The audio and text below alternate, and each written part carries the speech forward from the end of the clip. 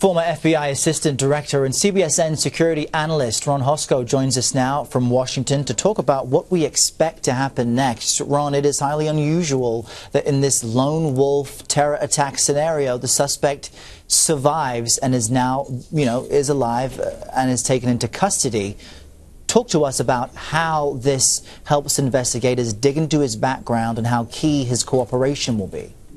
Yeah, I think it is unusual because so often with terror-inspired, terror-driven attacks, you think of it in terms of martyrdom of the attacker, whether that's martyrdom at the end of police weapons or through detonation of a device. The expectation is that you won't have a live attacker to interview, to dig into their background personally. And so here I think there are advantages, assuming he decides he's going to talk. He'll have multiple opportunities to do so, assuming he's in the shape to talk, while the FBI and JTTF are digging into his background and trying to unearth every bit of what they can find on their own. That it could well be that background investigation, looking at friends, co-workers, family members, internet browsing history, contacts, paint a pretty good picture. If he's not concerned about that, if he's not like some of these folks who destroy a hard drive, who destroy some of that technical information, there may be a treasure trove waiting for the FBI and the investigators already, and he may have to confirm very little. But there will be great value if he chooses to talk in understanding the methodology of his being inspired towards terror. I think that different people learn and adapt in different ways. The great concern that law enforcement has today, that's been evident for really the last 5 years, is that particularly ISIS is a far different enemy than was Al-Qaeda. Very often with Al-Qaeda, recruitment meant future travel to training areas in northwestern Pakistan and Afghanistan. And there were opportunities for interdiction, opportunities for our own intelligence community and foreign friends to gather intelligence and to defeat attacks.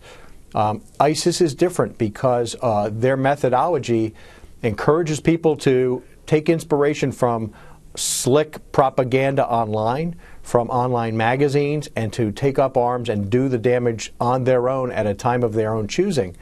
And so the FBI and certainly the Brits and the French are very worried about that time between inspiration and action and how to get into that space and defeat these attacks.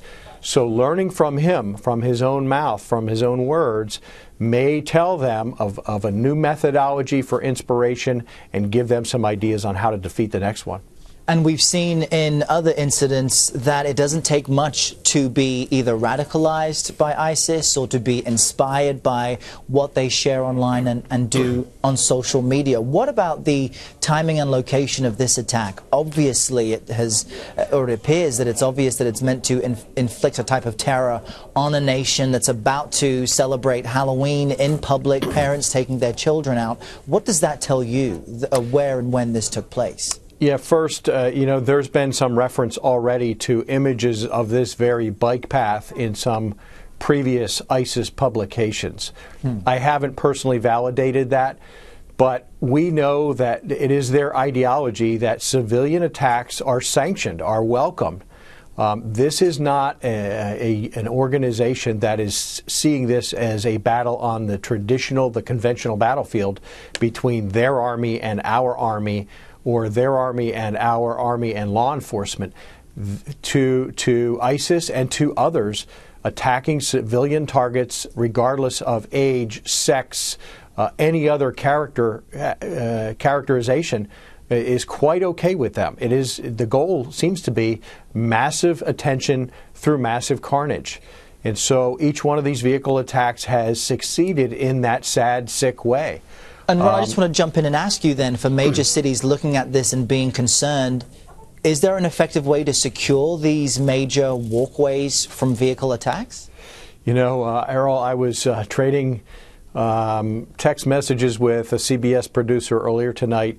I've had these conversations with Jeff Pegues, producers at CBS, Chris Van Cleve 2 days ago on this very issue as we walk the streets in Washington, D.C., and you look at opportunities for deadly attacks in virtually every direction. It is impossible in such a developed country as America, in the massive cities that we have, to put bollards and raised curbs in every conceivable location that is potentially the subject of an attack. And we have to remember, we have a learning, evolving enemy. So they're looking for how we change, and then they're evolving their tactics and their techniques to succeed the next time around. A very sobering point there as we look at just some images of the scene where this deadly incident took place. At least 8 people killed and 12 others injured. Ron Hosko, we appreciate your insight joining us from Washington tonight.